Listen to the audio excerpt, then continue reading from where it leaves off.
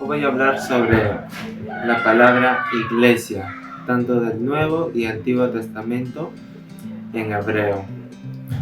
En el Antiguo Testamento, la palabra que se traduce comúnmente como iglesia en hebreo es kahal. Esta palabra se encuentra en varios pasajes del Antiguo Testamento y se refiere a asamblea, congregaciones o comunidad del pueblo de Dios. En este Antiguo Testamento el término hebreo kahal se utiliza para referirse a reuniones del pueblo de Israel en contextos religiosos y comunitarios. La palabra kahal se utiliza por primera vez en el Antiguo Testamento en Génesis 28:13. En el Nuevo Testamento, la palabra que se traduce comúnmente como iglesia es eclesías, pero esto es en término griego, ya que el Antiguo Testamento fue escrito en hebreo y el Nuevo Testamento fue escrito en griego. Este término se utiliza para referirse a la comunidad cristiana o a la asamblea de creyentes. La palabra eclesía aparece en varios libros del Nuevo Testamento y especialmente destacada en los escritos de Pablo y en el libro de Hechos. La primera aparición de la palabra griega eclesías, que se traduce como iglesia, fue en el Nuevo Testamento, se encuentra en Mateo 16:18. En hebreo la palabra iglesia es hakal, que significa congregación o asamblea. En arameo, una lengua relacionada a la palabra es hekidla, con un significado similar. En el Nuevo Testamento griego, la palabra correspondiente es eclesia, que se refiere a una asamblea o congregación de personas y se utiliza para describir la comunidad cristiana. Según la hermana Elena G. de White y algunos versículos de la Biblia sobre la posición y responsabilidad de la iglesia, se considera como la luz del mundo, siendo así algo crucial que nosotros despertemos de nuestra complacencia, reconozcamos la urgencia de la tarea confiada y nos dediquemos fervientemente a la obra de Dios, siendo la luz que ilumine en tiempos de oscuridad. Principios bíblicos del gobierno eclesiástico. Según lo que se pueda percatar en el siguiente video, podemos observar que depende del concepto católico. Hay un párrafo de la iglesia llevando una autonomía que las personas observan, que es una manera efectiva, según un pastor, indica que hay una infinita variedad en las iglesias, como el gobierno de la iglesia, se han desarrollado por siglos avanzadamente y han tenido cambios de una década a la otra.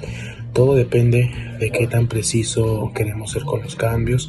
Un ejemplo, en la Reforma, la autoridad lo habían definido. En el cuarto siglo se legalizó con Constantino. Un último ejemplo, que en los tiempos siglos VI y VII, Europa realizó algo de cambio. ¿Qué tipo de gobiernos existen? Primero, en el gobierno del Nuevo Testamento tenía lo de la sinagoga. En el Nuevo Testamento se desarrollan oficios, por ejemplo, un verso explica que desarrollan los apóstoles el oficio de los diáconos, que se basa en Hechos 6, y muy resaltante también habla del pastorado. Existen principios tomando todo lo que los apóstoles decían. Una epístola que encontramos en la continuidad de la iglesia es importante, pero lo que no define es cómo lo sigue.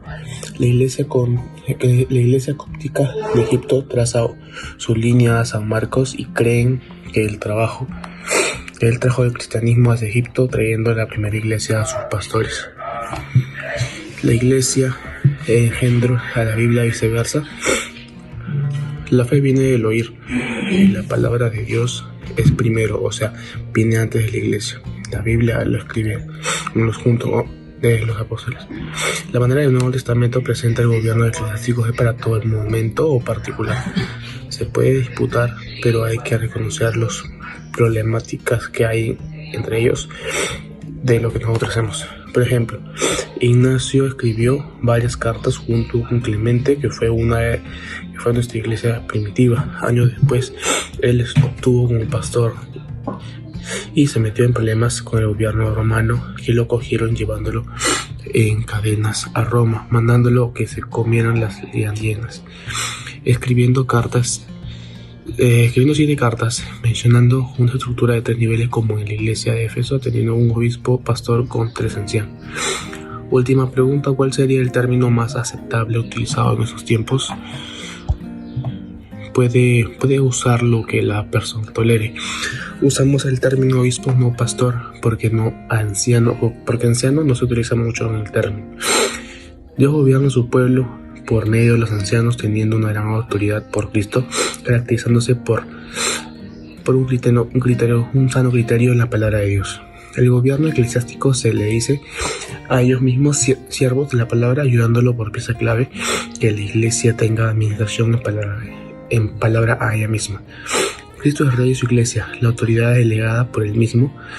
En la iglesia local, los ancianos aplican su voluntad a Cristo y son ellos mismos los responsables de la aplicación dentro de ellos. Efesios 6:10, la iglesia es comparada como un ejército, donde todos los miembros de esa iglesia están vestidos de la coraza de justicia, del yelmo de salvación, de la espada, que es la palabra de Dios. ¿Y por qué es que todos están vestidos de esa manera? Es porque estamos en una lucha constante entre potestades, entre gobernantes, entre principados. Pero no solamente la iglesia está comparada como un ejército, sino también como una familia, donde todos los miembros de esa familia son llamados hermanos, porque tienen las mismas creencias, porque tienen la misma fe, porque todos creemos en la misma salvación. Es por eso que Dios nos enseña a llamarlo Padre, y muchos de nosotros lo hacemos cuando iniciamos nuestras oraciones diciendo Padre nuestro.